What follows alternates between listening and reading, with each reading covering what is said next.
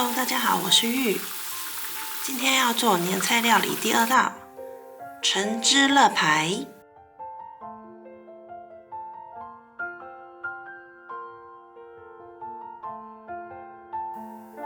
所需食材都在资讯栏咯。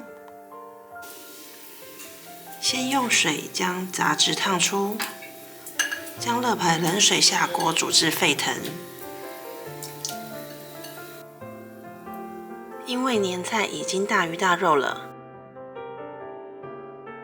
所以这道料理以不油炸的方式制作，希望家人在大鱼大肉的同时也能吃得健康。沸腾后将乐排洗干净，清洗时需要将表面杂质搓洗干净。两侧的骨头也要注意，会有杂质藏在那边哟。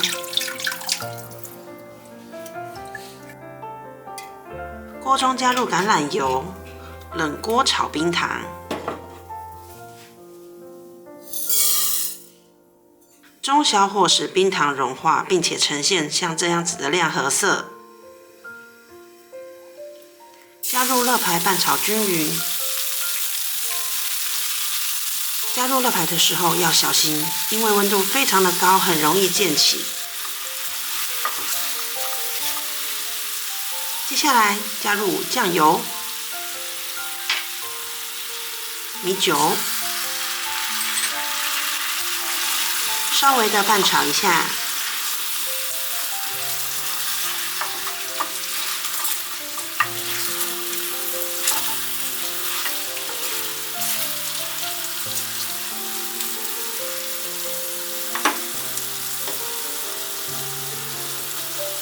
接着加入柳橙汁，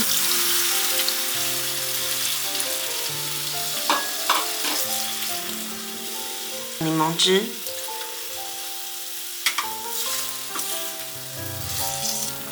煮至沸腾。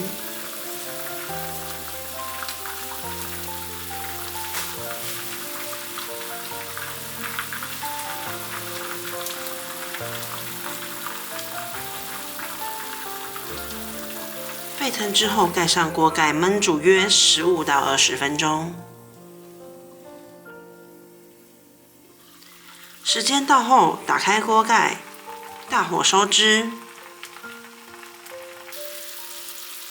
加入太白粉水勾芡，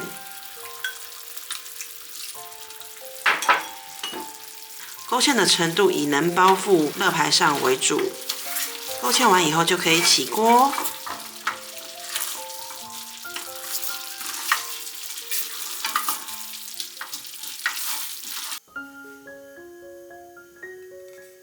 撒上芝麻，再撒上磨碎的柳橙皮，就完成咯。哇哦，好香的柳橙味，光是看着就让人垂涎欲滴。